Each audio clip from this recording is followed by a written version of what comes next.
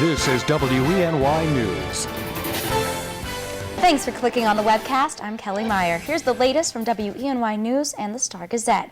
Updates this morning to the fire we were at yesterday morning in Elmira. Elmira police are saying that the fire injured 4 was caused by a meth lab inside a 2-family apartment house.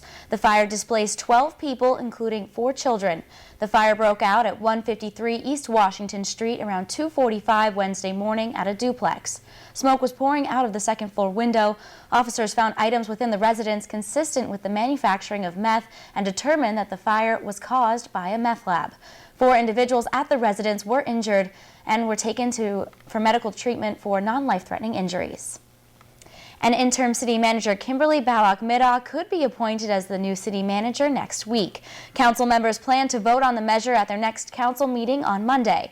Just last week, they approved a measure that allows certain city leaders, including the manager, to live outside the city limits. Middaugh served as the deputy city manager from 2008 to June 2013.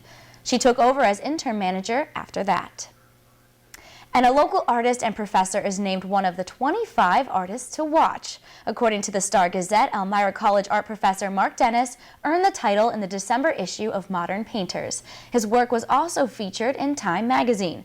Mark, who divides his time between Ithaca and Brooklyn, teaches all levels of drawing and painting at Elmira College. He also continues to lecture on the Holocaust. And don't you just walk into a Subway and take a whiff of that bread and go, well, that bread we all know and love could be changing. Subway says it's in the process of removing a chemical from its bread as part of an ongoing effort to improve its recipes. The announcement comes after a food blogger launched a petition this week asking the sandwich chain to stop using the ingredient. In the latest petition targeting Subway, the food blogger noted that the ingredient used in Subway's bread is also used to make, get this, yoga mats and shoe rubber. A representative for Subway says the change was underway before the petition was launched. Well, happy birthday to G.I. Joe. The beloved action figure is turning 50 this month. It's been dubbed the world's favorite action figure, introduced at the annual Toy Fair in New York City in 1964. It soon became a big seller at just $4 a piece. Collectors will mark the toy's 50th birthday this Saturday by displaying some of their G.I. Joes not too far away at the New York State Military Museum in Saratoga Springs. Hasbro says it intends to announce details of its 50th anniversary plans during this year's fair in New York on February 16th through the 19th. Now here's Craig Flint with the forecast. Craig. All right, Kelly, thanks a lot. Good morning, everyone. Here's a recap some of the snow totals that we saw from yesterday's snowstorm. The big winners, like Sayre, I'll give them the golden snowball. Actually, I'll give Owego the golden snowball. 16.5 inches of snow. So it was south and east. That's where the heaviest of the snow was. You can see down towards Covington and Wellsboro, 10 to 12 inches. Mainsburg had 9.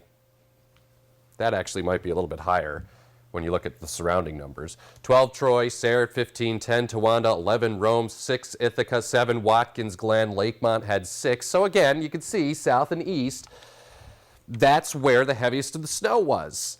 With the heavy snow on the ground, that aids in dropping the temperature.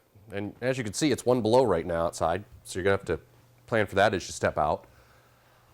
Here's the satellite and radar loops combined. The storm, way up into the Canadian Maritimes. Say goodbye to that. For us today, we have a few, it's kind of hard to see on this particular map, but there are some scattered lake effect, flurries coming in off Seneca Lake there. So some flurries up towards like Watkins Glen, but that would be about it. So today, otherwise, it's a good deal of clouds. Skies will try and brighten a little bit at times. And then as we head into tonight, variably to partly cloudy weather. Temperatures 0 to 5 above tonight. So it's a cold night. It's a bright-looking day Friday, but temperatures only in the 20s on Friday for the high. There it is, 25. Mid-20s Saturday, crisp. Now, Sunday's system, of course, everyone's been talking about Sunday. What's that storm going to do? Well, it looks like it's a weak storm right now, just some light snow, and then some flakes left over on Monday. So I'm not really that overly concerned with Sunday's system. Let's check your 7-day forecast. Have a good day. Kelly? Thanks, Craig. I was going to say, can I get one of those golden snowballs you were talking about? Or give one to you. He was here all day yesterday and National Weather Person's Day. Making the most of it. Thanks, Craig, for that. Well, for the latest news, weather, and sports, be sure to watch WENY News at noon, 5:30, 6, and 11. Don't forget to pick up a copy of today's Star Gazette. I'm Kelly Meyer. Have a great day.